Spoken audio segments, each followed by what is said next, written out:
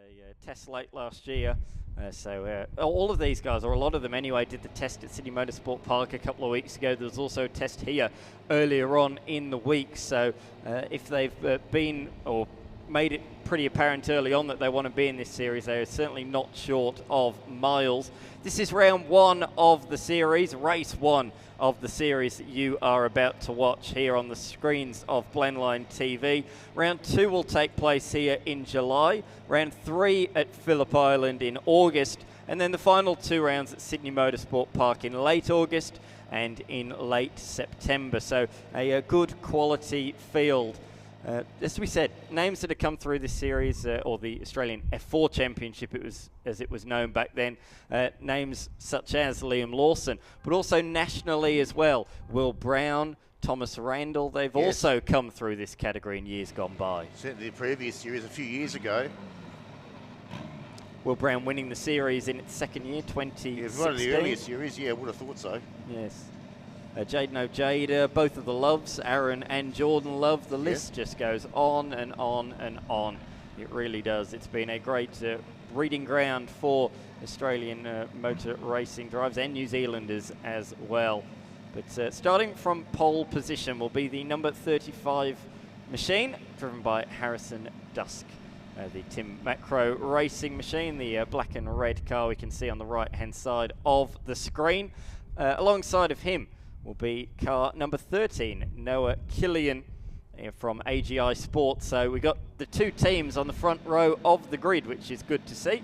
Imogen Radburn is the highest returning driver, and there she is on the screens, just as I mentioned. She finished in the top 5 of the series last year, did a majority of the rounds, did one here at the Shell V-Power Motorsport Park, and she'll be looking to continue that forward trajectory. I think she's planning to do the full season this year and see where she ends up. So she'll be starting from third alongside Isaac McNeil, who I mentioned earlier on, a Australian karting champion from position number 4. Then we have the number 44 of Cohen Kokotowicz in position number 5. Brock Burton out of position number 6, ahead of Morgan. That's Georgia Morgan, so she is out of 7th. And then it's the first of the older spec gen cars, so the McGale cars. And that pole position was taken by Jensen Marold in the AGI Sport machine. He will start alongside Wilson, Kobe Wilson, as the cars head out onto the warm-up lap. And you may be wondering why they're so spread out. A bit like Formula One, staggered grid for these machines. They don't start directly side by side like we see in a lot of national racing. It's more like international racing, the staggered start, where they start effectively a car length ahead of each other on opposite sides of the circuit. So yeah, effectively if the leader makes a good start, they shouldn't be punished and give the guys behind a slipstream down in towards turn 1. That's the theory behind it anyway. Just like the good old Grand Prix starts, as you mentioned there, Dan. Indeed. Cars are out on their form-up lap here at the moment, and we'll get them underway very shortly. Certainly Dan's given us a pretty good description there of exactly what's happening there and how things are sorted out. But the good thing about this is going to be fast. Good to get some good wings and slicks racing on board here this weekend at a national level. And it's certainly about to be launched in a big way in a few moments' time. Cars making these, a lot of drivers, of course, not too familiar with this circuit. They wouldn't have seen too much track time here, so gives them another look in here before they get underway. It's a great circuit for this type of car too. You probably couldn't pick a better circuit. I was just about to say the same thing. I think they've chosen wisely on their calendar. The Bend Motorsport Park, Phillip Island, Sydney Motorsport Park, all 3 fast-flowing European-style circuits suited well to high downforce, open-wheel machines. Exactly what we got here. The bed. Jesse James Samuels. Name? So there we are then. We can see them coming around. They are pretty much nose to tail now on this warm-up lap. So the red and black machine of Dusk will lead them away from pole position ahead of Killian. Radburn will come out of position number 3, the highest place returning driver, and the first of our females out of 3rd. Then behind that we have Isaac McNeil and Kokotowicz in position number 5. Good mixture of both AGI Sport and Tim Macro racing cars as we await the start of this one. This is going to be a really good way to kick things off in the AU4 Championship, renamed in the off-season from Australian Formula 4 to AU4. The cars remain the same, and we've added in some of the older McGale cars as well. Here is the pole sitter in the Gloss Finance sponsored machine. Doesn't it look absolutely immaculate? Certainly looks a little bit different to some of the a lot of the other blue and gold machines out there at the moment. It's interesting to have the second start here with no car sitting alongside you. I think it's a great concept, to be honest. Certainly suited this style of car. Green flag at the back of the field, waiting for green, and we will be underway here in just a moment. Revs have risen. We're about to get underway. There's a staller in the mid-pack. Can't quite see who that is from here. It's one of the AGI Sport cars from the first couple of rows. Great heads-up driving from everybody around to avoid that car. It has now got going, but it has dropped to the tail of the field. Out in front, Dusk leads the way, but that's tight further back. Isaac McNeil throwing it up the inside there of Killian, who's dropped down to position number 3. And Killian runs wide at turn 3 as well and allows McNeil to have another look there. Imogen Radburn, though, good start. She is up to position number 2. Yeah, it was a good start. I saw the actual line marking entry make its way through there. Good start there from Imogen.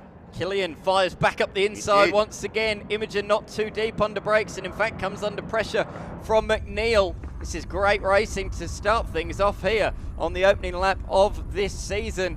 Good wheel-to-wheel racing, good, clean, fair racing. And it's the 13 that is back in second, but a huge twitch of oversteer through the fast right-hander, and that is an off-track moment through the gravel, through the grass, and spins it around. He tried to save it, he tried to stay with it, but unfortunately Killian couldn't gather it up and spins around at the bottom of the hill. So that good work has all come unstuck. Brings Radburn back up into second position. After that little tussle there at the moment, McNeil now looking for a challenge. So trying to get himself up into second position. So Radburn just holding off the challenge there from McNeil. The two on screen at the moment. Down the hill they come. And they'll come back inside of turn 17. The top 3 starting to sort themselves out. Just like Kokotowicz there back in 4th position. Got the rain lights blinking away in the back of the car. And they come back down to complete lap number 1 here in this session. Dusk has pulled out a 1-second margin. Here's a replay what happened. A couple of twitches for the number 13, and that was it then. There was no coming back from that. If you get out a little bit wide through the marbles there, there is no coming back, and you are simply a passenger. That is a wild ride there. You never know what's going to happen when they get turned sideways out there in that gravel. Just shows how dusty it is, though, doesn't it, down on that back section of the circuit. Jensen Marold has made an absolutely cracking start. Look, inside the top 5 in one of the older spec machines. He's the first of the older cars too. So Dusk has just started to get away here a little bit. Radburn, McNeil, Burton. They're the top 4. Kokotowicz was the one that stalled at the start of the race from 5th position, the 17-year-old. So he fell to the tail of the field. He's made his way back up to 12th position and finds himself not too far behind Killian, who himself had that spectacular off-track excursion. Just seeing a replay down in towards turn number 1. McNeil late on the brakes with the toe up the inside. A great pass from the karting champion. Great there. At the moment, that's car number 3. It looks like James Samuels there at the moment. Second position in the McGale class, just ahead of Wilson in the AGI sponsored machine. And there we can see, thanks to Blendline TV, they are rotating through the different classes. So as you can see, the orange ones represent Gen 2 and the blue ones represent Gen 1. So we can give them you in classes and also overall combined. So that's really good stuff to see. McNeil, there we are, official confirmation as they come across the line, has taken second position and notably only lost 1/10 that lap despite making a move. So a good pass from him. Here we go though, on pit straight, the fight in the Miguel class. We could even go 3 wide as the Tata chassis comes firing past around the outside there. But the number 6 moves on through of Wilson, but around the outside comes Killian just at the wrong time. They all managed to get around turn 1 unscathed. Great notice from the guys fighting each other to look in the mirrors and see the faster car coming through. So Wilson there just to hold his position there, and he'll do that quite nicely there in front of Samuels. So that's the two oldest cars. Dusty out on his own at the moment. Feder, McNeil, Radburn, they're the top 3. Just looking for this position here. These cars have been raced in recent times in Formula Open, Australian, the Open Series, basically Formula 3 cars. You have F4 cars, even a couple of Formula Renault Euro Cup cars and Toyota Racing Series cars as well. But great that they found a home back with AU4 as a second or a older generation spec car as back up the inside. Oh, that's hard racing between these two. They are not holding back early on in this one as Wilson had the nose firmly slammed shut in his face by Samuels, who is holding on at the moment, but having to fight hard to do so. Good racing though between both of them early on in this race. This is the longest race we've had so far today, 25 minutes in duration, and that was from the moment the warm-up lap started. So we're only 3 laps into this race. There are plenty of laps to get into the groove, get into the rhythm, and really see how the race plays out. Here comes the next of the Gen 2 cars, but before that, Wilson's going to try and make the move on the racetrack.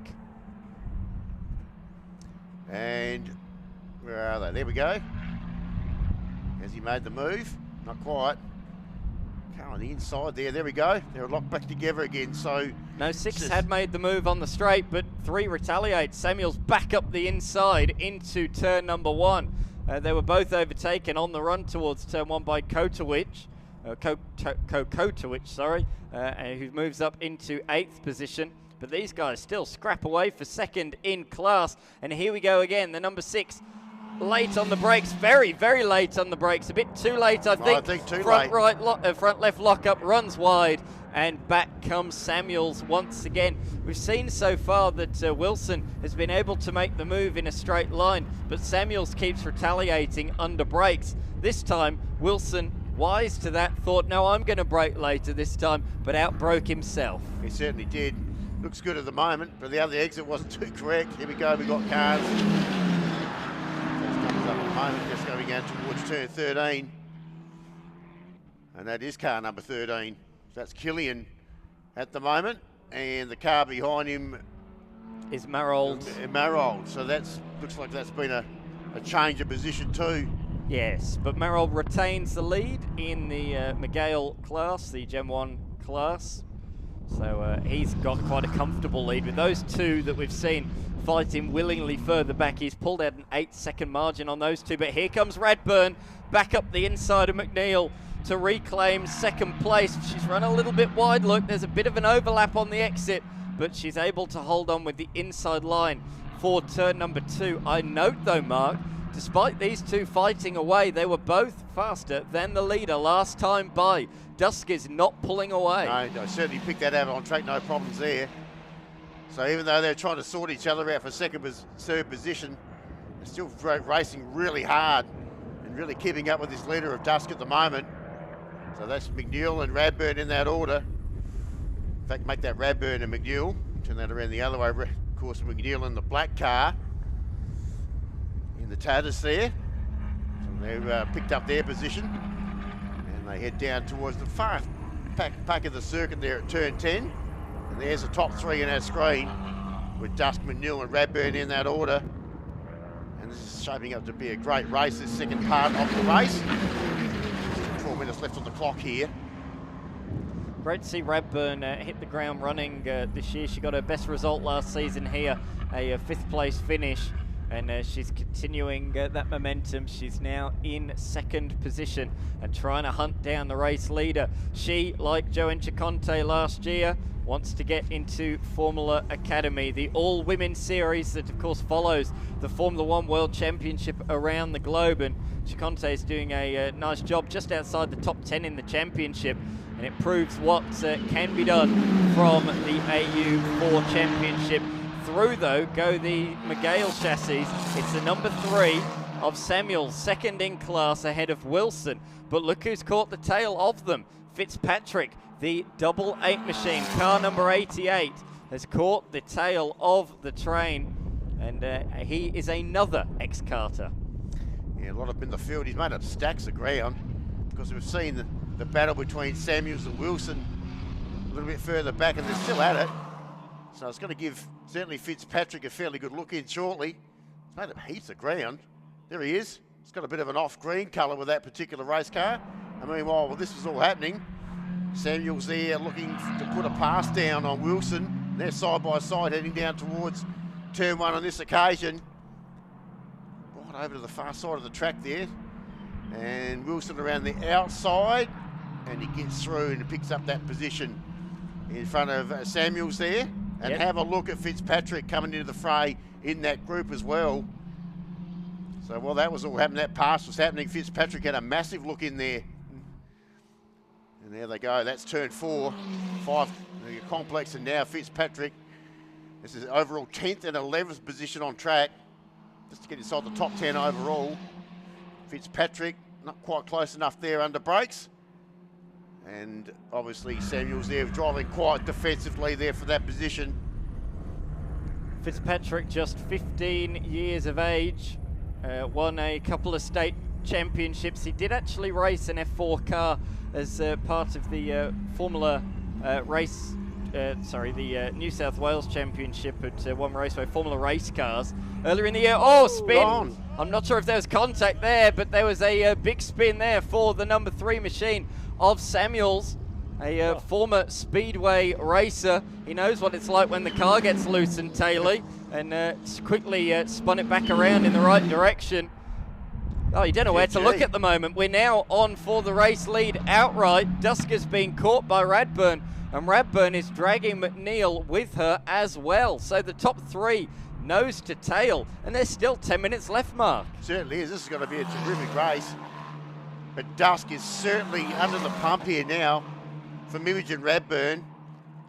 Been sticking to her guns, trying to get her down there at turn 6. Patiently driven, trying to get the overlap down there. No, not close enough. Up the crest they go to turn 7, so it's all the right-handers down there at that section of the track. Fast, sweeping section of the track. There's not really a lot of passing opportunities there, or probably nil. But Dust now would see those little mirrors on the side with a nice big blue car behind him. Geez, she's right up on the hammer there on the brakes too. She's absolutely ready to pounce here. These guys are fighting away at the front, but Killian, who, let's not forget, spun on the opening lap of the race, has just set the fastest lap of the race by quite some margin, a 1 minute 50.7. So Killian, a case of what could have been for him had he not fallen off the track on the opening lap, certainly got the pace to match these guys in this race. So it'll just be a case of trying to bring home the best result he can. Maybe a P4 is a possibility in the final 8 minutes of this race, and then there'll be a reset for tomorrow. Here's a replay of what happened then with the number 3 machine. Was there contact, or was it an unforced error? No, all by himself, just out a little bit wide in the marbles. There's no grip out there, and around went the rear. Recovered nice and quickly though. Got the car pointed in the right direction. 10 out of 10 for style. Nice. And well, here we go. This is game on here. This is the lead pair. So Dusk under challenge here for Radburn again. Had a big look sideways there. Didn't quite get the job done. Just starting to get away from McNeil there as well. So these two now starting to really dominate up the front. They get away from Isaac McNeil back in third position. Now this is the big passing opportunity down here, down at turn 6. Let's have a look as he's not quite close enough, so Dust holds off all the challenges. And up the climb they go. So Dust there, still in front. So not much change there from the previous lap. With 7.5 minutes left in this motor race. And it's still anyone's race up for grabs at the moment. Yeah. So that's turn 10 there, right down the back of the part of the circuit. The car in the, it's just pitted to car 23. That's Lawrence Castidis in the McGale, so into the pits there. One of the elder statesmen of the series, shall we say, in the Masters class. Yeah, he took part around it. Sydney Motorsport Park last year and a regular in the New South Wales Formula Race Car Series, but unfortunately his race coming to an early end. He's brought that car into the pit lane. Out in front though, Dusk in the middle sector has put the hammer down. Look, pulled out a bit of a margin on Imogen Radburn. However, Radburn looks closer to McNeil, so maybe a mistake from her that we didn't quite see. No, dropped back to the clutches of McNeil there somewhat. So it'll certainly keep Isaac McNeil's eyes wide and well and truly open there at the moment for any opportunity. And there's our shot there. We can see the top three heading down the long main straight here, down to turn 1. Not quite as close as what we saw on the previous lap. These drivers get themselves into a nice little rhythm here at the moment. But they absolutely dominate. You go back to Killian, he's another 15 seconds back. Yeah, quite so remarkable. It's a massive, they really are the dominant trio at the moment. So Killian has made his way past Burton. I was just talking about that. So already up into 4th position, but barring a mistake from one of these three, I don't think he's going to move any further up. As you say, 14 seconds behind these guys. I think 4th is as good as he is going to get, but I take big props from what he's done in this race, matching these guys and setting the fastest lap of the race. So certainly will be a threat for race victory with the 2 races tomorrow. This is the only race for these guys here on Saturday at the Shell V-Power Motorsport Park here in South Australia. Hope you are enjoying the action, and there's more of it, look, because it's the number 3 of Samuels who is coming under pressure once again. This time now the number 73 of Stewart as they come across the line and go hard on the brakes in towards turn number 1. Stewart had a little bit of a look, but not close enough there. Gee, Stewart's come out of the clouds there. He wasn't even on the radar before. So now he's challenging for another position. It's overall 11th and 12th position on track. And as the blend line graphics show us, that is for 4th and 5th in class. In the Gen 1 class there. Trying to get themselves inside the top 4. It's the cars we can see on screen at this very moment. That's the climb up to turn 7 there. It's probably the biggest hill on the circuit here too, that big climb up there to turn 7. 13? Maybe 13, a bit similar. It's one of the great things about this racetrack, isn't it? The highs, the lows, the ebbs and the flows. There's lots of, shall we say, gradient change up and down over hills. This is what we're talking about, the run towards turn 13 now. As they get towards the corner, all of a sudden it goes hard up the hill as they turn it through the fast right-hander. Look at how steep it is up there. It's got great elevation. This is another section.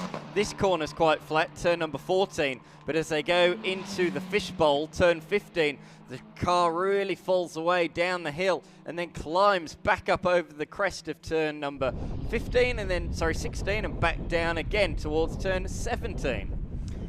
And 18, which of course is the last corner in as we look down towards the main straight. He's still looking at this pair at the moment.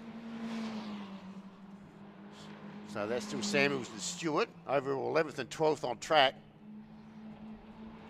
So in fact, it looks like Samuels has responded a little bit there, too. Got a little bit of a break between that pair.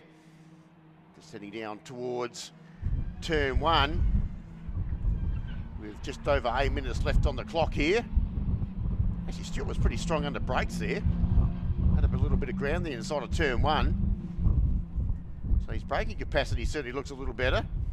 I know Katsidis has gone back onto the racetrack, albeit 2 laps down, but he is back out on the race circuit. Oh, is that Katsidis? I hope that's Katsidis running slowly there on the run towards turn number 5. Just ahead of them on the road is Wilson in the number 6 machine. I don't think it's him. Here we go. They're making their way now through the lap traffic. Dusk getting through on the 77 of Filippetto, who competed in the Australian Formula 4 Series last year and took part in one of the rounds here. Good to see him back in an old model car, so he's moved back into the McGale machines. One of the older statesmen again of the series here this weekend. Car 21 there, that's Chloe Lane. Another karting graduate into car racing this year. One of the Tim Macro entries there. 4 of them in the field here this weekend. Another young lady going places, hopefully. And there's that 3 car again, that's Samuels. The Stewart behind him. Don't think that gap has closed any further. I think they seem pretty settled there at the moment for overall 11th and 12th on track.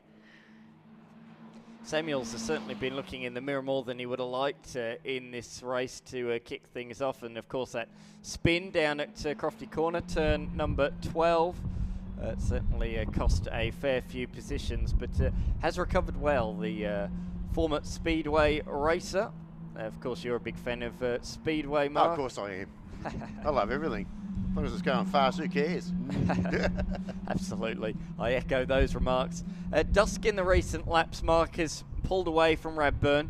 Radburn was really starting to threaten, got the margin well under a second, but the last couple of laps, Dusk has responded with being about 7/10, 8/10 a lap faster, and has now pulled a 3-second margin. So that's really good going from him. Of course, this machine, if you didn't watch last year's competition, a Tatus F4 T421 Gen 2 chassis, homologated back in 2021. It's got all the modern stuff that you're used to seeing on open wheelers, the halo and all of those sorts of things. It's powered by a 1.4 litre turbocharged Fiat Abarth engine, produces 160 brake horsepower. So it's got quite a bit of poke for a machine as light as it is, and it's operated with a 6-speed paddle shift gearbox, double wishbone push rod, suspension, twin shock layout. It's a proper piece of kit, and it's used pretty much all around the world in GB3 and many other of, GB4 I should say, and many other of the Formula 4 series around the world. Certainly the pride of the Italian motorsport engineering there. Where he goes at the moment. So how are we going for time? We've gone past the 0 marker there, so time has elapsed there. So we might get another lap in. We'll see how we go. The Gloss Finance driven machine though of Dusk thus far has not put a foot wrong, has he? He saw off the challenge at the midway point of the race, but it's just shown peerless consistency out there on the racing circuits. He comes around the final corner, the fast turn number 18, and he comes across the finishing line. One more lap to go for the young Tasmanian. Starting to dominate now. Got a nice little break. In fact, as they cross the line there, it's just under 4 seconds between first and second position. So after all the challenges that he has had, he's held them all off. So Dust looking to complete this last lap to take the first race victory here for AU4 here this weekend. He's done very well, not only in karting in Tasmania, but also on the mainland, I suppose you'd call it. He's done very well in karting as well. So a great young driver, and what a debut it is in the AU4 Championship. He pulled out a further 0.8 of a second margin that time by on Imogen Radburn, who herself is she's driven in open wheelers now for a few years. Firstly in Australian Formula Ford, but moved last year into Australian Formula 4 and has remained in the series this year, but she's doing nicely at the moment in position number 2. She herself has seen off the attack from Isaac McNeil. Killian still continues to lap pretty fast, but the damage was done early doors for him. He'll come across the line, all being well, in a lonely 4th position. Nice to see a few cars on the infield watching the action from a few different vantage points. There's a reasonable crowd here this weekend, as we can see the car coming into the final couple of corners. That's the number 35 machine of Dusk. Here he comes, the young Tasmanian, coming around the final corner. It's been a great display, a clinical display from the youngster. He takes his first victory in AU4. What a performance from the young Tasmanian. And second was the early challenger there in Imogen Radburn. She'll come across in second position. And it will be Isaac McNeil. They're the dominant trio there by far. They are streets ahead of the rest of the field. And the 13, which would be Noah Killian. That's a super job. He'll be disappointed with the spin on lap 1, but he's got to take positives from that. He had really good race pace there to move through back into 4th position. Same with Kota Towich, who stalled at the start of the race. Again, learnings will be made for tomorrow. His first car race comes across the line in 5th position, overtaking a couple of same generation class cars in Burton and Morgan. So that again shows the pace that he had. Again, positives to take into tomorrow's race. Burton has come across the line in the number 30 entry. That is Kobe Wilson. Oh, sorry, there's a couple of number 6s on the on our entry list in front of us, but yes, so Burton comes across the line in 6th, ahead of the first of the Gen 1 machines, Marold in the number 31. Jensen Marold taking that out by quite some margin. Look, here is 2nd position. It's going to go the way of Wilson in car number 6. So he's held off the challenges there from Fitzpatrick. He's been tailing him for quite a few laps. Ready to make their way across the line. That's overall 9th and 10th. Sorry, that's right. Yep. Okay. 9th position, and through comes Samuels and Stewart as well. So Samuels held off the charge to finish inside the top 10 outright, but Morgan has slipped off the road somewhere on the final lap. Georgia Morgan was sitting around Burton in around about 6th position, but has fallen off the road on the final lap and has not greeted the checkered flag, unfortunately. So it will be the sole retirement from the race. Yeah, that's the race leader coming back in, or the race winner, we should say, coming back into the lane. Harrison Dusk, a brilliant performance from him from pole position. He was challenged early on, but from there did not put a foot wrong and took the race victory by a margin of over 5 seconds in the end. Imogen Radburn getting her best result in the series, coming home in position number 2. And the karting star makes his very successful debut in 3rd position. Isaac McNeil rounding out the top 3 finishers. That was a really exciting race to kick things off in the new era of AU4. The siren there signalling everybody to make their way off the grid. We're not too far away now from the start of this race. And we can see there just at the first car, that's Adam Gotch, the man behind AGI Sport, and the man who's now heading the series. Or I think actually Adam's a bit further back. There's a couple of people in AGI shirts there. It's hard to very distinctive blue and yellow shirts down there. You can see the difference in those AGI cars. So although there's 3 in a row, different coloured halos indicate the different driver. So the AGI blue halo there is number 13. That is Noah Killian, who will start this one out of pole position, as we say. Looking forward to seeing how he goes in this one.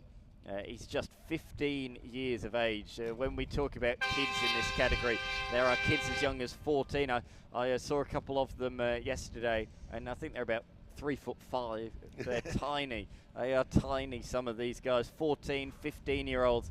And yeah, Noah Killian stepping into AU4 this weekend with the... well, you wouldn't want to be because the inside of these race cars are tiny. They're only a small cockpit. They're very tight squeeze to get in there, so you don't want to be a big lump like me trying to get in there, that's for sure. Yeah, absolutely. Just to put it, staggered start, we saw this yesterday. We just like we were doing Formula One standards, but not sitting alongside of each other on the grid with the staggered start, which I think is a great concept anyway. I think it gives everyone a bit of a fairer go off the grid. The AGI Sport entries there. A karting graduate is Noah Killian, making his debut in the series this weekend. He has aspirations to make it to F1, and I believe his plans are later in the year to take part in the UAE F4 Trophy Series, which is a huge Formula 4 series, the biggest, I think, in the world. They have grids nearly 40 cars, so that is one of the ones that you want to get into. And it takes place in the Australian off-season as well. Oh, no, the 44 has stalled of Kokotowicz, and he cannot get the car refired. He stalled on the grid yesterday at the start of the race, but this is before the warm-up lap has even begun. What a shame for the 17-year-old. And he's signaling the pit crew there that he's got some issues there. So no refire there on that race car. So they're going to have to sort that out pretty quickly as these cars make their way around. For the second race in a row, he's going to have to do it the hard way from the back of the field. That's a shame. Hopefully it's just a quick refire and he'll be good to go again, but he will be starting from pit lane at the very best. Lovely sunny conditions here at the Shell V-Power Motorsport Park this weekend, and what a way to kickstart the new era for this championship. AU4 just trying to squeeze it through the barriers, and then hopefully he can start from pit lane. Trying to get it through the big gate there, so that's convenient. He was parked right by the gate, so he just opened the gate and just slip him right in. So that's been done. Shut the gate. Hopefully he can get that thing refired. He'll probably have to start from pit lane if that's the case. Well, he will be. Through they go through the middle section of the lap. So just to run through the grid, we did several minutes ago, but we'll go through again. So Killian will start from pole position alongside of our race one winner yesterday in Dusk. Imogen Radburn will start from third alongside McNeil. Kokotowicz will not start from fifth after we saw him stall and be brought back into the lane. So instead, there'll be a vacant spot there. Burton ahead of Morgan, 6th and 7th. And then the first of our Gen 1 machines, Marold ahead of Wilson, Fitzpatrick, Stuart Samuels, Lane, Filippetto and Katsidis. A couple of Masters class entries rounding out the field there with Filippetto and Katsidis. They're all outright runners in the Gen 2 class, but in Gen 1 there are some youngsters and some Masters class cars as well. We've coloured the different generation cars for you on screen to Blendline TV. Blue indicating the modern Gen 2 machines, the Tatus chassis, and the green are the older school Megales, which are still raced in many countries around the world. They're still modern, but just not quite as modern as the Tatus chassis. Yellow flags are just being brought in as the final couple of rows file into their grid positions, and that means that we are going to have a green flag at the back, and we are moments away from the start of this one. On the left hand side we have our race one winner Dusk, but ahead of him is Killian. Staggered start for these guys, revs have risen and we are underway. Pretty good launch from both of those on the front row of the grid. But looks like Killian has made the better of the starts, easily able to pull across on the run towards turn number 1. He's going to have to go pretty defensive down there, and does so. But around the outside, Isaac McNeil, what a start from him from 4th position. Takes up 2nd place. Brilliant start. Late on the brakes around the outside and moves up to 2nd. Good start. So there was a car at the back of that pack was very slow off the line. That might have been the Castidis car. It was very tardy off the back of the pack there. Nevertheless, we are down to turn 6 already.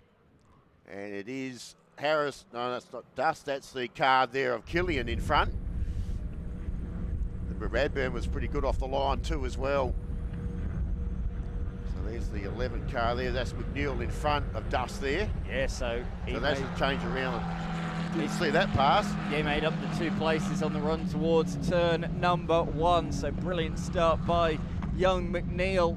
And he's trying to go with our race leader, Killian, who's pulled away early on. That's what he tried to do yesterday when he just ran off the road. Behind that, though, the number 30 of Burton, as he didn't have Kokotowicz in front of him. He has been able to close right in on the leading quartet as well, right on the tail of Imogen Radburn, who doesn't look too comfortable early on the cold tyres. You can see her working away at the wheel. She is really struggling out there. I'm not sure she got quite enough heat into the tyres, and she's lost touch with those top 3 at the start of this one. Imogen Radburn, she finished second yesterday, but coming under huge pressure from the Tim Macro Motorsport machine car directly behind. That's Brock Burton behind him in the 30 car. They come down the main straight here for the first time. Great shot there from that camera there, the pit exit. We didn't have that angle yesterday. Here we go, here up we the go. inside for the race lead. That's McNeil diving up the inside and through. What a brilliant start to the race for the youngster in car number 11 from 4th on the grid. He's already up to the front. Brilliant start. Had a moment yesterday too in race 1. Had to fight his way back to the field. So the car's got plenty of pace. He certainly showed that yesterday during that race yesterday. So let's have a look there. So McNeil in front. And now to turn 6. So see if Killian can get himself back. And didn't let him get away too very good under brakes there at turn 6, Killian. So he kept you in touch here with McNeil. And there's Dust just behind him back there in 3rd position. So these are the ones that were certainly up the front there yesterday. Let's have a look at this. This is the replay of the pass. Oh, he does a little switch back there, got himself, that's a terrific move. It was a bit of the old bluff there. Switching sides there, so got himself on the inside. Tried to fool the driver in front of him. And he certainly did that okay. Pulled the old dummy and then did go to the inside. It was a great pass from Isaac McNeil. He'd have learnt that one in karting. I say he's an Australian karting champion, but he won the KA3 junior title and the KA2 AKC championship. 2 very high quality categories in the junior ranks. So I'm not surprised to see him taking the fight up the front of this field this weekend on debut. But look, he's not been able to break away. Killian is trying to follow suit, as is the race 1 winner Dusk as well. The top 3 have broken away from Radburn and Burton by a margin of 2 seconds. And look, the pole sitter goes defensive. Killian, but around the outside, that's brave stuff from the number 35 machine of Dusk. He can't do it, but he's got the cutback, the switcheroo on the exit of the turn 3 hairpin. He is, though, Mark, on the wrong side for turn number 5. Who's going to yield? Are either of them going to yield? They're flat through the fast left-hander, and who's going to emerge in front? The answer is Killian. Yep, you hold on there. Little low shot down there at turn 6. So here's Dusk. And Killian once again, still trying to fight and sort themselves out. This is for 2nd and 3rd position. And McNeil's got a little bit of a break on them now out in the lead. Only while Killian's been trying to drive fairly defensively and trying to hold off the challenge from Dusk, who was our race winner yesterday. And he looks fast at the moment. He does, very good. Just got to find that passing opportunity. There's not a lot of them here at this track, but here's one of them. See this section. Let's have a look when they come back into our view, how they come out the other side. I think it's turn 17 there. There we go. So there's McNeil. Huge lead he's pulled out in the last lap. That is for sure, as these 2 fight, scrapped for 2nd position behind. McNeil has bolted into the distance. These guys were the pace setters yesterday. Although Dusk won the race, Killian set the fastest lap in the race and finished in position number 4. But he is really having to defend a lot early on in this one. He came home strong. Maybe that's the way that his car is set up to come home strong late on. They're long races, 25 minutes in duration. Around the outside here for Dusk. Can he get it done? You bet you can. Wow. That's a good pass. Doing it going around the long way there at turn 1. Not easy to do. So a little bit of talent there from the young driver. In the 35 car there in Harrison Dust, the Tasmanian. Gee, there's been a lot of champion race car drivers come from that part of the world. He might be the future one. Yeah, exactly right. He's forced to go defensive. Here we are, further back in the McGale class. We got the number 3, the number 73, and the number 21. It's Samuels, Stewart, and Lane. These guys were locked in combat for much of the race yesterday, and it's battle resume on Sunday morning out there at the Shell V-Power Motorsport Park. Marold has actually got ahead of Morgan and has been for the entirety of the race so far. It's just been so action-packed. I haven't got around to mentioning it until now. But Marold to be ahead of one of the Gen 2 machines is a fantastic performance. So in the older spec class in an outright 6th position. Great performance there. Oh, mistake from Dusk. He flicks up the dust around turn number 13, and around the outside goes Killian. Brave on the brakes.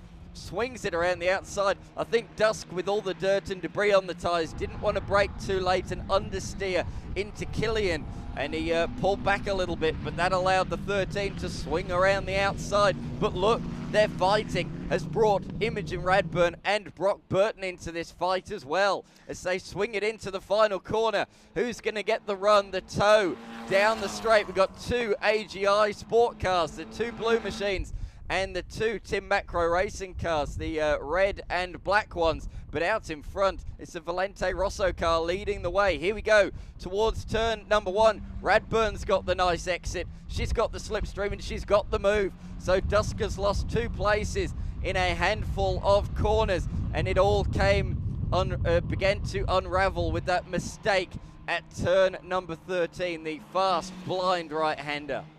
Well, Radburn's the fastest car of that 4. So that's the reason why she's picked up that position. She is absolutely picking them off here. And she will be challenging for the lead very shortly if that's the case. And getting right up behind Killian there. Under brakes as well, just as they exit turn 6. She was certainly the one that was charging through the pack there. Dust has got a bit of work to do too after his little indiscretion earlier in the previous lap. There they are, so top 4 now starting to get away. They've got away from Brock Burton a little bit. So they come down over the crest there. It was a great shot. There's Dust there. And there's Burton just behind him, so not too far away either. McNeil's certainly got a nice little break too. Over 4 seconds on that previous lap, our race leader. So while this other 4 cars behind him are trying to sort themselves out, he's just snuck away.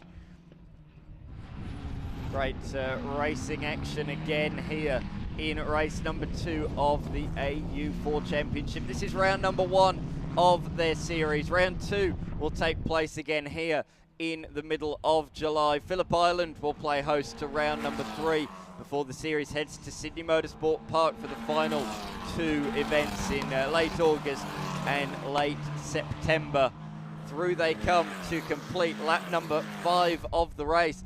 Fastest lap of the race last time through for Killian in the number 13 machine. And as you can see, he's broken away from the trio behind. He's pulled a little margin, just over a second, etching out the gap little by little, sector after sector. That is good news for the youngster who swings it around turn number 5. Faster than the leader by 4/10 last time by. He's just done the fastest lap of the race there, Killian. So that does show on track as well, as you just mentioned there, Dan. So he's certainly the one to pick up. He's currently in 2nd position. So Radburn, who was closing in on our 2nd place getter, Killian, has had to slip back a little bit further after Killian's just put in that good lap. Sports machine there, Burton.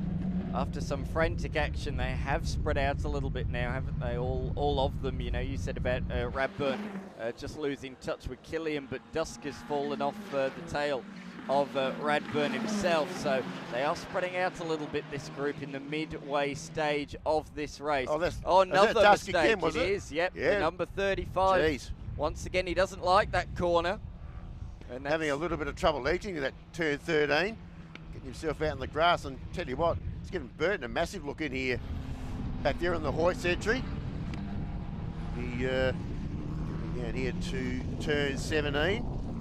It's a very deceptive corner, that one. It really rolls down the hill on the exit there as you come back towards 18. Yeah, so certainly Burton keeping him nice and close to dust this time around. He's got to try and recover from that little exit issue that he's got there at turn 13. He's done that in the last 2 laps. So we'll have to sort out that braking issue. Emma Burton very close at turn 1 that time around, going down through the S's between, well, not the S's, but turns 2 and 3. It's a bit like an S's complex. There they go, the 2 red machines there, making their way down towards turn 6. Good under brakes, Burton, and once again, very strong under brakes. Probably not as strong at dusk. We saw that at a couple of corners, a little bit wide. Kokoto, which we saw stall on the grid, we thought he'd be pushed back into the lane and start the race from pit lane. Sadly, it appears that was a little bit more terminal than we first thought. He's not made it out to start this race, so that's a real shame for the driver of the number 44 machine, another karting graduate. And Filippetto also not making the start of this one, a open wheel veteran, one of our Masters competitors. Did a couple of rounds in this series last year, notably at Sydney Motorsport Park, and here with a finish of 8th position, but won't be finishing 8th in this one because he did not take the start. The number 77 to move for position. That's Morgan, I believe, up the inside, is it? No, that's our race leader, lapping the tail of the field, I think. It is, yeah, that's the lap car. And I think it's Castitas, is it? Yeah, it is. Yeah, I think it is. They've got the orange markings on the race car there. That's our other Masters class entry of Castitas, who races in Formula race cars in New South Wales quite a bit in a Formula Renault car. But this weekend he switched it for the Formula 4 machine, and he's just getting out the way of Imogen Radburn down in towards turn number 1. He's parked right towards the apex of turn number 1. Hopefully he stayed out the way of the 2 behind of Dusk and Burton as they come through. Yes, he has. A great heads-up driving there from Katsidis, who, yes, has gone a lap down in the Gen 1 machinery. To just talk a little bit more about that, so our current car, the ones that we're looking at on the screen, that is the Tatis F4 T421. Oh, a spin. That's the number 3, I think, of Samuels. Yeah, confirmed. That looks like a 3 on the side of that car. And that's a little spin. He's got back on track fairly quickly there. Yeah, it's definitely the 3 car of Samuels there. So he's lost a couple of places with that spin. He was just inside the top 10. Now he's weaving, trying to get the dirt and debris off the tyres. And you can see by the colour of the tyres just how dirty and dusty they got when he ran wide and spun around there at turn number 17. The old McGale chassis, the French-built machine. But the Tatis F4 T421 Generation 2 is homologated back in 2021. It's used all around the world in GB4 and many other championships. It's powered by a Fiat Abarth engine, a 1.4 litre turbocharged motor that produces 160 brake horsepower. So it's a little pocket rocket. It's got all the mod cons that you'd expect it to have. A sequential gearbox, 6-speed sequential gearbox. Yes, as we see them come onto the pit straight, that lead margin has come down significantly the last couple of laps. Fastest lap of the race just set by Killian. We have a look at the replay, all by himself, ran wide. Oh, he got out in the gravel a bit there too. Oh, yes. Spun coming back on. So a bit too much power when he came back onto the tarmac. No grip, and around went the F4 car. So an off-track excursion on the exit of turn 17 turned into a spin on the run towards turn 18. So a couple of mistakes there for the youngster, but he'll learn from that. Of course, these guys are so young competing in this racing series. But going back to the points out front, Killian, 51.2, 6/10 of a second faster than McNeil. The lead has been slashed down to 1.6 seconds. We've got to keep an eye on that in the closing stages. Still 6 minutes left in this race, plenty of time. Certainly is. So it's the second car that we're given an eye on with that fast time in the Killian entry. Trying to chase down McNeil. As you mentioned, that gap has certainly narrowed. And here's the next group. That's Radburn, Dusk and Burton in that order. Certainly Dusk has made up a little bit of ground too. I would have thought a little bit quicker on that lap. So he's taken some, narrowed that margin between him and Radburn. Radburn currently in third position on track. And here's the lead two. This is McNeil and Killian. That's a lot less than 1.6 seconds. It certainly is. It's come down significantly once again. And here's the fight for third position. Radburn, Dusk and Burton. So through they go, but this is it for the lead as they come across the line. 5 minutes left on the clock. The margin now down to 0.7 of a second. Another 9/10 taken away on that lap. And look at Radburn. She feels the need to go defensive on the run towards turn number 1. And you can see that just before that in the earlier shot that Dusk was taking the ground off her. So the actual line marking entry certainly on the defence at the moment. Dusk certainly has pace, doesn't he? But he just keeps making that error at turn 13. He's eliminated those errors and he's ranged in, honed in on the back of Imogen Radburn once again. So that just shows that he does have the pace, and that's why he won the race yesterday. He's certainly, absolutely correct. And there they are. So I don't think the lead to us. I mean, Neil will certainly be on the defence too. There they are, just going over the crest there at turn 7 to see him on the long shot there. There they are. Oh yes. So Killian certainly on the charge here. Has McNeil responded? Well, Killian did the fastest lap of the race so far in that previous lap, and this is game on. A little bit wide through Crofty Corner, and look at that. That's the first little look from Killian. He got a great run out of the sweeping turn number 12, and McNeil is going to be seeing the AGI Sport Car in his mirrors now. What can he do? 3 minutes or 3.5 minutes still to go. Can he stop the relentless speed of Killian? That is the question. He's got better pace. This is going to be a massive opportunity. Super pace here for Killian at the moment. McNeil being smart about it though. He's not defending clean air. He's only defending when he needs to. Into the final corner. Look at the exit from the AGI Sport Car. He's got the slipstream. He's got the toe. McNeil pulls to the inside of the circuit.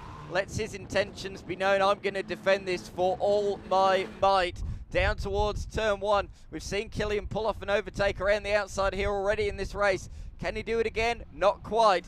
The number 11 late on the brakes, but a bit of a twitch on the exit. They're almost touching through turn number 2. This is fantastic action. Look at Killian trying, looking left, looking right, looking everywhere for a way through. Not able to do it at the moment.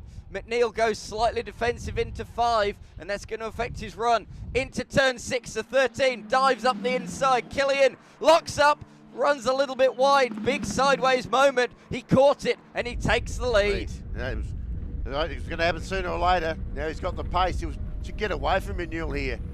See how close he was trying to get that position. He eventually had the nose cone right under the rear of McNeil's car there in those first few corners of the circuit there. So he's virtually out worried if he's got past him. It's the other 3 behind him. I mentioned Radburn, Dusk and Burton. They were very close when we're watching our lead pair. And now we can see Killian now starting to run away. Look at all the gap he's got. He's got some super pace. Wow, look at the gap. Again, McNeil made the same mistake he did last lap at turn 12. He just runs about a car width wide, and when the corner's that long and that loaded, running a metre wide means you lose a lot of time. Here it is, the battle you were just referring to, the trio, 3rd, 4th and 5th, Imogen Radburn. Then we have the number 35 of Harrison Dusk and Brock Burton in car number 30 at the tail of the trio. Harrison Dusk is, as we say, a reasonably established Carter from Tasmania, doing well both in state competition and national competition. But he was also a finalist in the Ferrari Driver Academy last year, the little program that takes place over in Malaysia. So to be a finalist in that shows how highly regarded he already is. And he's on the tail of Imogen Radburn on the blast towards turn 1. Nice and close under brakes there to it. Turn 1, just in that shot. Getting into not too many more laps in this race. Certainly getting down towards the last bit. So this is for 3rd position. So can Dusk get up and get himself on the podium in this race? We're about to find out. But certainly Radburn certainly responded very quick down that section between turns 5 and 6 under the brake. And actually, just having a look there, I think Dusk has gone on the defence a little bit there, but Burton got the nose kind of right up underneath him in the rear of the car. Very close there under brakes.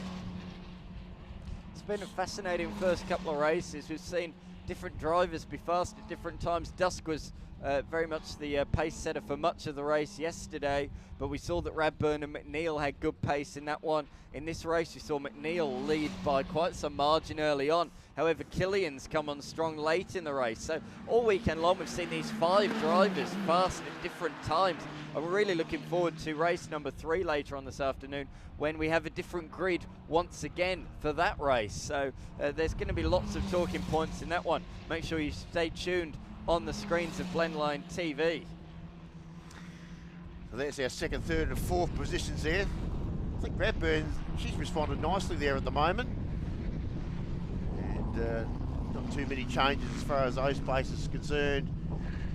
And we might be nearly on our last lap here. Yeah, we'll be on the last lap now. Yeah, just so, yeah.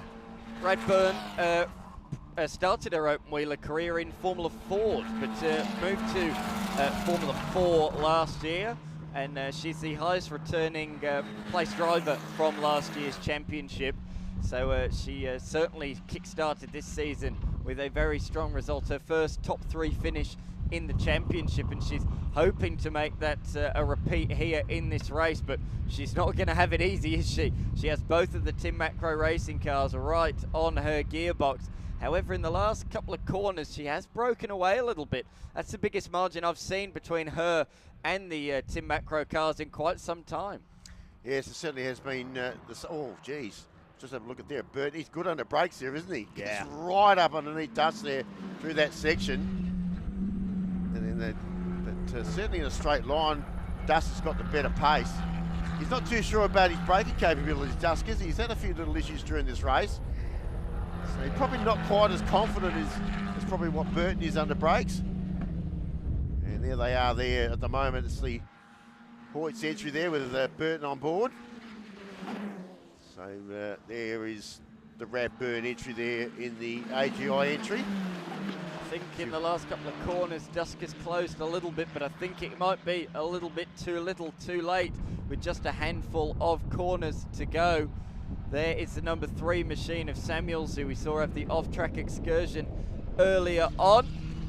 And now he's just about to be lapped. He should just about stay on the lead lap, I think. Behind, though, Killian. He finished in 4th yesterday, set the fastest lap of the race. He's been very fast again in this one, and he takes his first victory in the AU4 Championship. Does so by 2.2 seconds ahead of Isaac McNeil. Radburn holds on to 3rd, Dusk in position number 4. So both the race winners have also bagged a 4th place finish. And it's very tight in the points at the moment, because McNeil got a couple of a 3rd and a 2nd. Radburn's got a 2nd and a 3rd. So they really have done all a bit of a reverse on each other. The points are very, very close in the top 4 going into the final race later on this afternoon. But Killian, he started from pole, dropped back a couple of positions early on, but once he found his rhythm after the first couple of laps, he was unstoppable, came through like a train, and in the end won by a reasonable margin. There's a long way between 6. We're just waiting for the Morgan entry to come through, and there she is. Yeah, so she'll make her way through, Georgie Morgan. unfortunately, she didn't finish yesterday, so good to see her get her first finish in the series. And just behind Marold in the first of the McGale cars. He's closed in late on by young Kobe Wilson, but he did hold on by a margin of just a smidge over 3 seconds. So Marold from Wilson and Fitzpatrick coming across the line to finish or round out the podium place getters in that one. That was a eventful race up the front. We didn't see too much of the McGale cars, but looks to me like they had a little battle as well. Not so much wheel to wheel, but on the times matching each other throughout that race. Next across the line is the number 73 of Diago Stewart. And then following that, we have the last person on the lead lap, which was Lane in position number 11. Great race, that one. Thoroughly enjoyed AU4 once again. But we've got a different winner. Last year, Jimmy Pazik dominated the series, but this year we have a real title battle in front of us. Certainly seems the way. Lots of changes in the points, as you mentioned there, Dan. 2 very different results from the first 2 races of the weekend. So it will come down to the last race this afternoon to decide who takes the round, and that's the way we want it. Absolutely. That keeps us on the edge of our seat. Great race, that one. Their final race of the weekend will take place this afternoon at 1:55 p.m. local time. Not too far away from the grid being vacated, and then we will get things underway for this final race. There is the number 6 machine of Wilson, who finished really strongly in the race earlier on today. In the end, he just couldn't quite hunt down Marold, who made a great start and bolted early in the number 31 machine, but Wilson did finish strongly and close the gap down to 3 seconds, but it was very much a case of too little too late. But there is his rival in the number 31 machine. Staggered start for these guys, a bit like they do internationally, not side by side like we have for much of the national racing here in Australia, but a staggered grid formation, Mark. Yeah, it certainly is. That really does make it a fair playing field too in open wheel racing, I reckon. Certainly seen that so far in the first 2 races of the weekend. So you can see there, Imogen Radburn there, and got the yellow halo there, so we can certainly pick her out. Different colour halos on the AGI Sport entries. Yeah, we've got 3 towards the pointy end. The navy blue AGI coloured halo pole position for Killian. Then, as you say, the yellow halo for Imogen Radburn, and further back you can see a light blue halo on the 3rd row of the grid. That is Kokotowicz, who unfortunately earlier on today didn't make the start of the race, stalled before the start of the warm-up lap, and they couldn't get that car refired. So good to see it's being repaired and back out there for the start of this one. But he did stall yesterday, but made his way back up to 6th position. He'll be hoping for a clean getaway at the start of this race. The grid has been vacated. The warm-up lap is about to get underway. We'll run you through the grid as they come around, but this is the Formula 4 series, renamed in the off-season to AU4, and what a grid of cars it is. Really good to see this category really strong at the moment. Just about to head out onto their warm-up lap. Last race for the weekend here for AU4 here at the bend. Green flag, on their way down to the stiff normally down here at the main straight at the bend. Probably not quite as stiff as it was yesterday. They're trying to get as much heat into this rubber as possible, left and right combinations there. One of the Tim Macro cars has been left on the grid. It's a number 2 machine of Georgia Morgan. She didn't finish race number 1, but she did finish strongly in race number 2. However, she has not got this machine underway. The Tatus does not want to fire into life, or the Fiat, a Bath engine I should say, does not want to fire into life. So that's not good news for Georgia Morgan. She'll have to be brought back into the pit lane, and unfortunately she'll be set for a pit lane start, I think, at the start of this one. Hopefully that car can be cleared before the cars come back around to start the race in a few moments' time. The grid, our race 2 winner will come out of pole position. Killian, oh, great news. Good news there. She's got the car refired. She'll have to push hard, though, to catch the train, who are over halfway through the lap already. But yeah, going through the grid, Killian will start from pole position. Noah Killian. Alongside him will be Imogen Radburn, who will start this one from second. McNeil finished second in the race earlier on today. He will start this one from third position. The grid is set in this race from the times in Q2 yesterday. They had 2 qualifying sessions, and this grid was set by the times in Q2. So Killian from Radburn and McNeil. Burton, a strong qualifying in position number 3 ahead of Kokoto, which Morgan was set to start from 6th. Hopefully she can find her position back around the grid, but we'll see. She may have to start from the tail of the field as she is so far back. Dusk, though, notably for me, Mark, our race 1 winner yesterday, and he certainly had the pace to fight for the win in the race earlier on today. In the end, ended up in 4th position, couldn't find a way past Imogen Radburn late on in the race. He will be one to look out for, the number 35 red and black Tim Macro racing car. Beyond that, Marold, he's dominated so far in the Generation 1 McGale class. He'll come out of 8th ahead of Wilson. Samuels had a hairy spin earlier on today.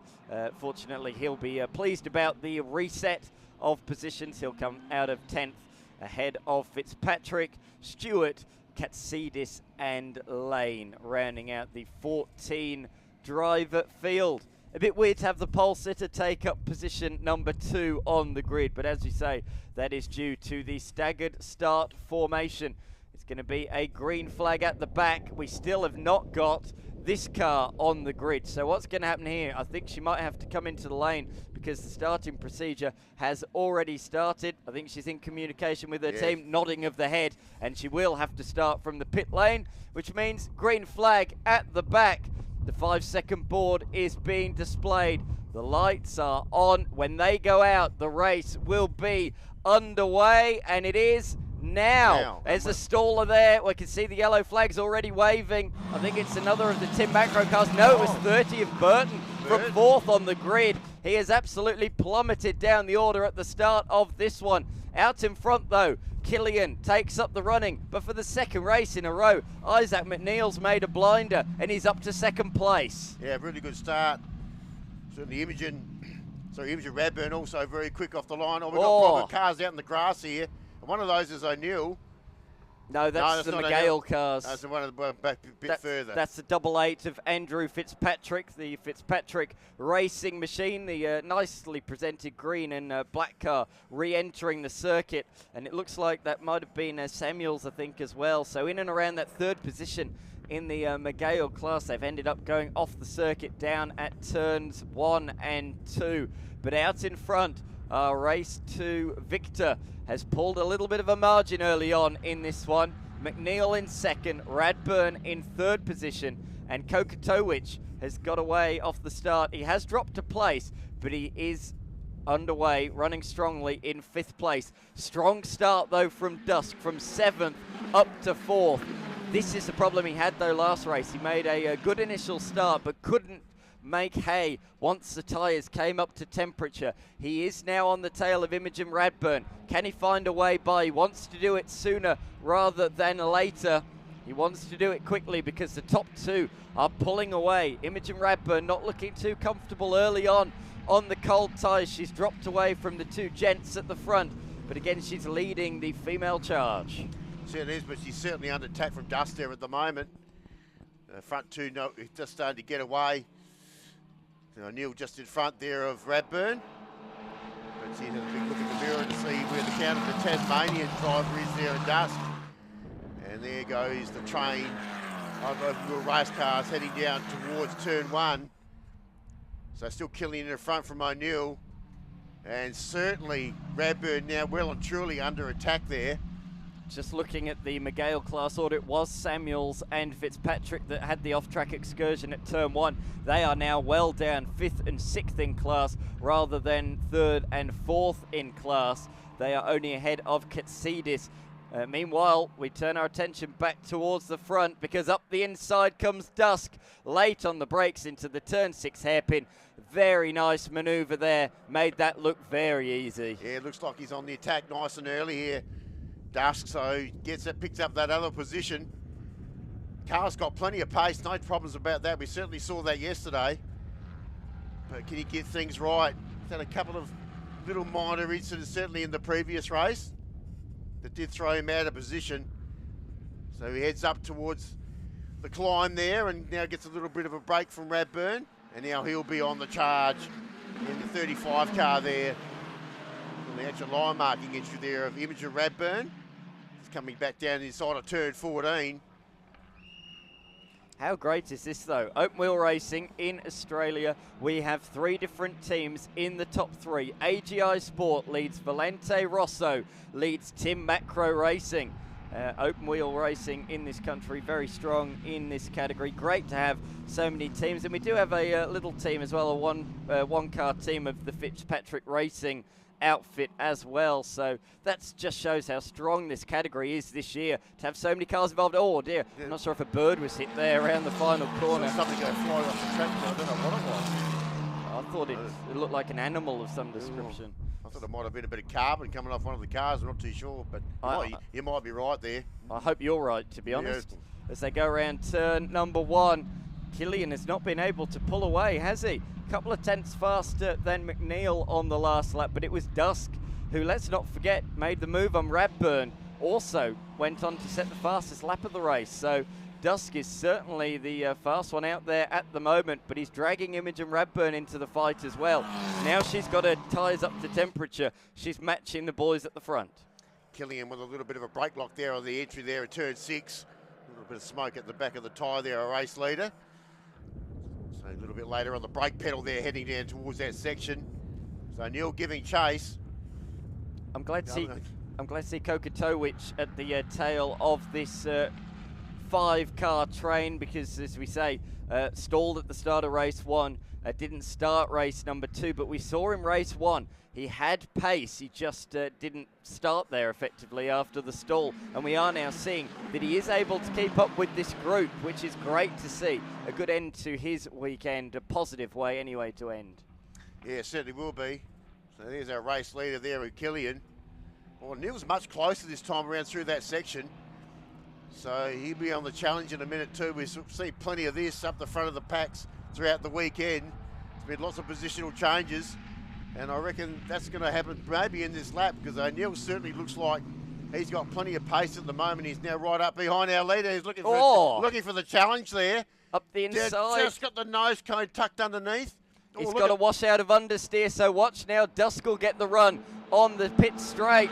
He's had to pull out to the left-hand side. That's unfortunate for him, because McNeil has the tow from the race leader. So he's using the tow from Killian to his advantage, and in fact, might swing up the inside of him. Up the inside into turn number 1. He turns defense into attack. Great move there from the karting champion. McNeil up to position number 1 and nearly followed through by Dusk. Side by side on the exit of the corner. Yes, Dusk has made his way through the AGI Sport car. What's happened to Killian? He's falling like a rock in the water. He's down to 5th. He has been really shoved out and hung out to dry. Out to dry in a rainstorm, quite frankly. He has plummeted down to 5th position at the start of this lap. Well, from the lead position. So I don't know whether he had some sort of issue. Got a car in the pits there, car number 3 there. So that's the car of Jesse Jane Samuels there. And one of the IGI Sport entries. So he's into the pits early. So we mentioned there with McNeil, our new leader. So let's have a look at the moment. There we go. So now we're looking at Dust. He might be doing a bit of the same. Now he'll charge to get towards the lead. Not quite close enough this time around. Things really do change up the front, don't they, Dan? Yes. In this category. Things can change very quickly. McNeil, though, has bolted away. I think Killian's got a problem. He's dropped off the tail of this pack. Killian is certainly nursing some sort of issue. Look, there he is. Yeah, he's back right off there. You can see very distinctively the gap off the back of that pack. So he might be looking for pit lane, I would suggest. Through he comes. I'm just going to say, I'm not sure if there's front wing damage on the front of the car. No, it looks all right. So really not sure what's gone on there for our race 2 leader, and our leader race 2 winner and leader for much of this race, goes across the line 4 seconds behind the race leader in position number 5. Well, this race has flipped on its head. McNeil led for much of race 2, but was caught late on by Killian. Is he gonna get redemption in the final race? Well, Dusk is going to have something to say about that. He has stormed from 7th place on the grid, let's not forget, up to be where he is right now in 2nd position. He won yesterday. He wants to do it again. The number 35 machine, the Tassie, the Tasmanian, is done very well in karting, both in state competition and in national competition, is flying out there on the circuit at the moment. Last time by, though, he was a little bit slower than McNeil by about half a second, but that was all with all the changes of position. It's hard to really read into last lap times. That's correct. So if you find a bit of pace, very strong down this part of the circuit. Gap just starts to narrow up a little bit. But yeah, we're still Radburn back in 3rd position. Looks like she's got herself settled in. But things can change very quickly in these races. We've seen it throughout the weekend. Oh, a little bit of a slide job there from our race leader through there. A little bit of understeer there. Oh, the curb too. Dusk was on the top of the curb too there at 16. Using all the road. Couldn't use an inch more than that, or else he'd have been grass tracking 2 wheels through the grass. But we focus on the 35 of Harrison Dusk. Car racing debut this weekend. Did race or did compete in the Ferrari Driver Academy finals late last year in Sepang. So clearly already on the radars of some notable racing teams, and you can see why with the way he has flown through this field like a knife through butter to be in 2nd position, and he's catching the former karting star who himself is making his racing debut this weekend. These are the stars of this sport. Where will they go? Who knows? Will they go over to IndyCar? Will they head over to Formula One? Maybe even the World Endurance Championship or Supercars? That's one of the great things about racing at the moment. There's many pathways to take, but one thing we do know is there is a lot of quality open wheel talent on the shores of Australia right now in front of our eyes. Just take note there, the fastest lap of the race has just gone there to Harrison Dusk there on that lap, on the 5th lap. So he has found a bit of pace there inside that lap. 400ths faster than the race leader. They are matching each other out in front and just beginning to edge away from Imogen Radburn. As I say, she was the highest performing driver in the series returning this year, and she has her eyes set on Formula Academy, following in the footsteps of Joanne Ciconte, who's gone over there this year. And she really does have her sights on that, and she is a fantastic young steerer, is Imogen Radburn. And she got a podium finish yesterday for the first time in this series, and she's continued that strong form on into today's action as well. So another podium for her earlier on.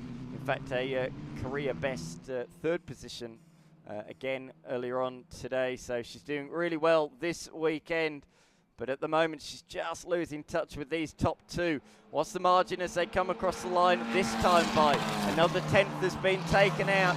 Fastest lap of the race once again from Dusk in car number 35. The official margin, 0.612 seconds. But it's now getting to be close enough where the margin doesn't mean anything. It's all about positioning the car. Where are you going to place it, trying to make the move somewhere around this racing circuit. McNeil leads Dusk, but it is all to play for. There's still 10 minutes to go. Certainly is. Certainly Dusk is certainly slowly but surely catching our race leader. As you mentioned, the track position important. And talking about track position, a couple of other cars coming through. The 31 car, the Road, and the 3 car there of Samuels. So Samuels is the one that came into the pits at the end of, I think it was lap number 1, certainly one of the early laps. So he is a lap down on the car that he is chasing, which is a bit of a shame for the driver who has done a bit of car racing, albeit couldn't be any more different. Samuels has done a bit of racing in sedans on Speedway, so I'm not sure what advantage that'll give you in the AU4 category, but nevertheless, racing experience in cars, which a lot of these guys don't have. No, it's certainly a different cup of tea speedway compared to this stuff. Maybe that's why he took to the grass at turn 2 on the opening lap. He thought, oh, that's it. That's the grass and the dirt that I'm going for. And Dustus dropped the wheel out over the curb there too, so pushing a little bit harder just down through that section. And Radburn there also starting to drive a little bit defensively because obviously Kokovic there getting a little bit closer. So he's been circulating, so they're virtually matching lap times there also. No advantage given or taken there. First time in quite some time, McNeil the faster of the leading pair. He was 0.3 faster than Dusk, so the margin is back out in the blink of an eye, out to 0.9 of a second. But it's ebbing and flowing lap after lap, almost sector by sector. At the moment, there is still a lot to play out in this motor race. There's 8 minutes still left on the clock. Oh, bit wide there from Kokatovic. That'll cost him momentum all the way through the fast sweeper and into the turn 6 hairpin as they move on through the Katsitis Magale Formula 4, who goes down a lap in the number 23 machine. I note that Morgan, she did make the start of the race. She had to start from pit lane, but she did so. Georgia Morgan has moved up past a couple of the Magale cars and into 12th position. But it's been a challenging weekend for her overall. She did, though, score some good points in race number 2 earlier on today, but the stall at the start of this one means we've not really seen her true pace. She's stuck behind the Magale of Lane in the number 21 machine, Chloe Lane. So a couple of ladies out there racing wheel to wheel. There certainly are. Oh, that was a Radburn out there on the grass there on the exit of turn 13 too. Pretty significant too. Big cloud of dust come out the back of that race car, just on the other side of that catch fence. So that's going to drop it back into the clutches of Kokotovic.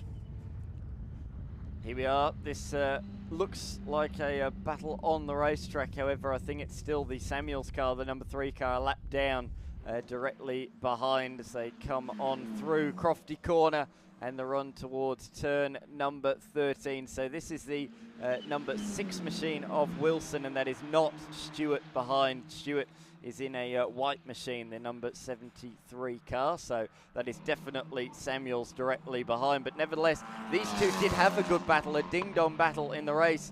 I think it was yesterday, the number 3 and the number 6. But good to see that they are continuing to battle, albeit one lap apart. This is the old Magale chassis that many of you will be familiar with from the original Formula Ford series, currently being led by Marold. That there is the number 88 of Fitzpatrick, who had that off-track excursion earlier on, and he's honed back onto the tail of Stewart in car number 73.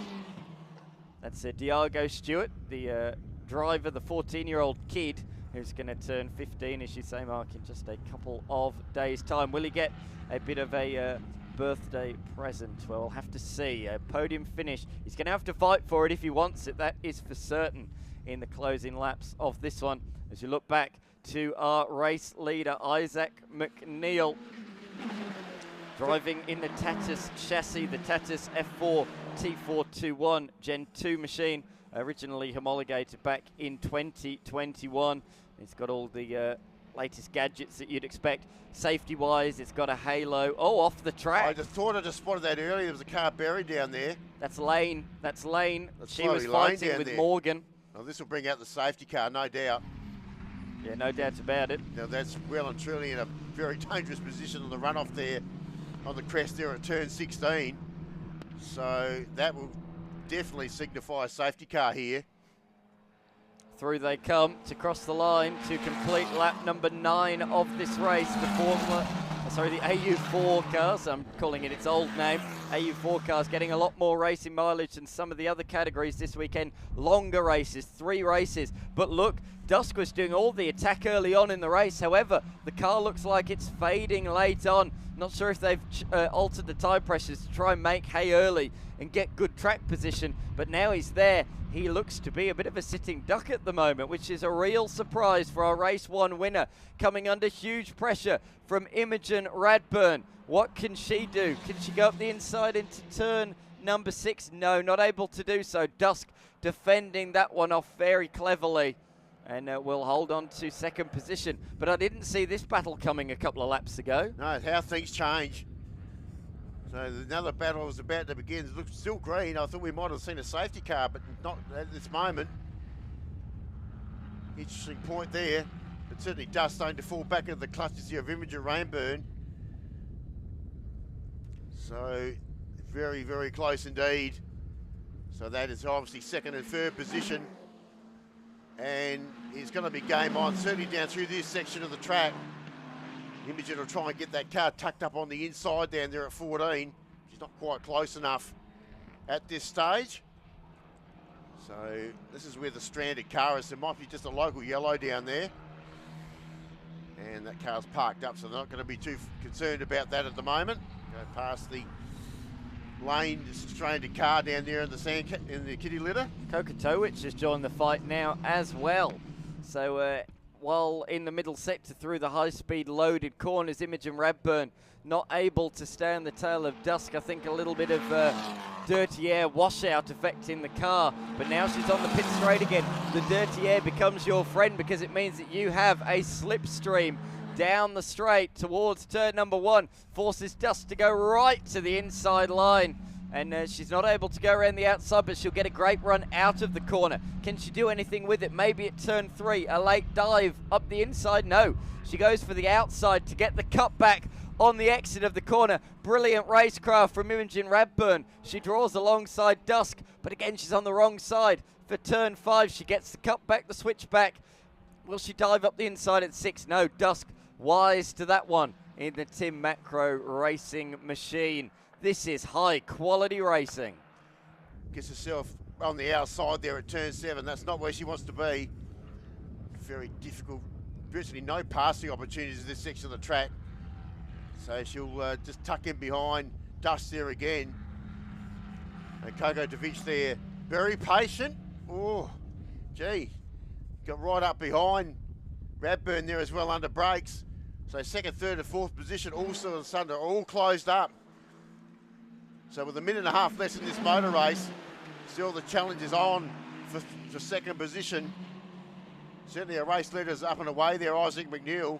3.5 second gap on the previous lap, so he's got a nice little buffer. Before we get on to pit straight when the move could be made, I note that Killian's mechanical issues have got worse. He has now slipped down to 8th position and only a couple of seconds ahead of Morgan. So a day that started so well for young Noah Killian, it's not ending well. Sadly, some sort of mechanical gremlin costing him dearly out there on the race circuit. But here we go, onto the pit straight once again.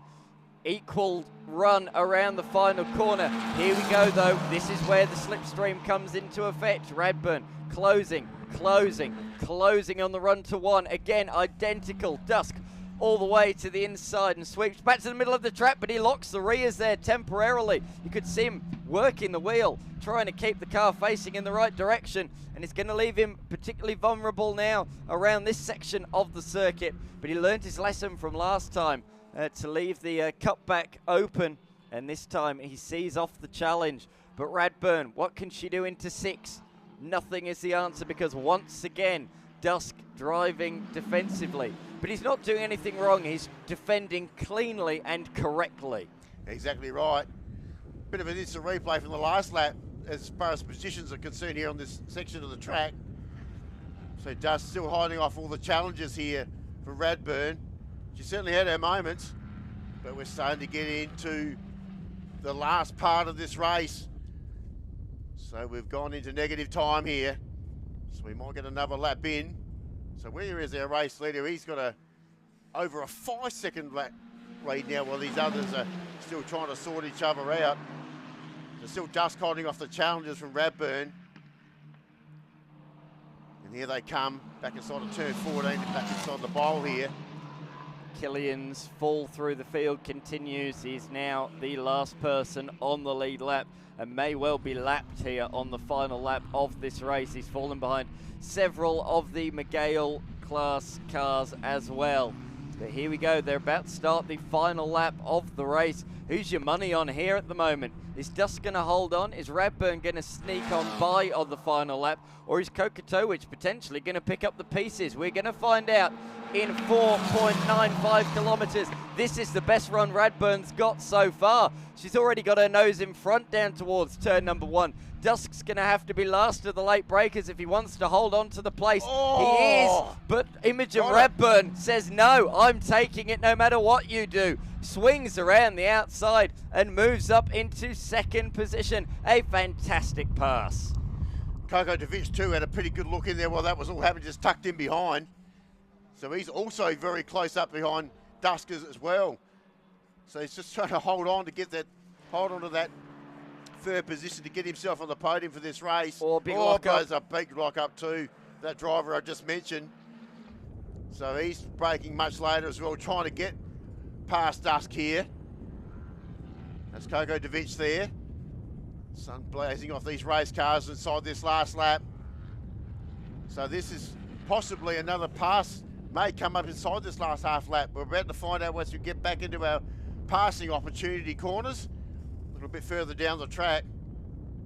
And McNeil once again has also increased his lead, and he'll be looking for the checker flag in just a few moments. Samuels has got past Katsidis for 12th position on the final lap of this race. So there's still a few battles further down the field, but we cannot take our eyes off this, can we? It has been an absolute thriller once again in AU4. A name change in the off-season, but what a category it has evolved into in the rebranding of the series. Brilliant racing here this weekend, and we have our third different winner.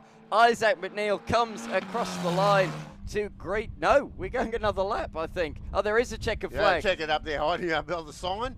That will be confirmed that McNeil will get that victory. Sorry about that. Yeah, I didn't see the checker flag. It wasn't waving too briskly in the breeze, but I just caught it in the corner of my eye. McNeil then taking the victory in that final race of the weekend. Imogen Radburn in position number 2, getting past Dusk with a fantastic move on the final lap. Kokotowicz threw everything at the number 35, but came home just shy in the end. Good to see Burton come across the line in the top 5 as well, 21 seconds behind our race victor. But we turn our attention to the dominant force in the Gen 1 class this weekend.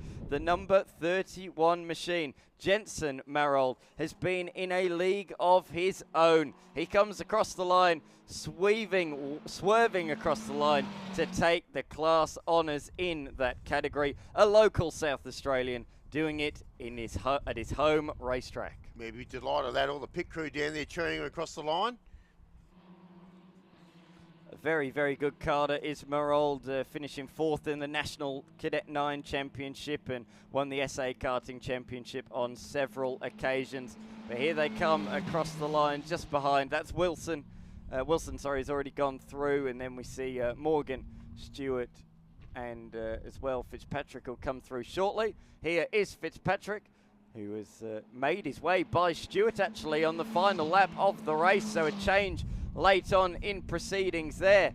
Fitzpatrick makes his way onto the podium. A very good result for the youngster there in the number 88 machine. And let's not forget that is a privately run car, that one. The number 88 car is part of the Fitzpatrick racing operation.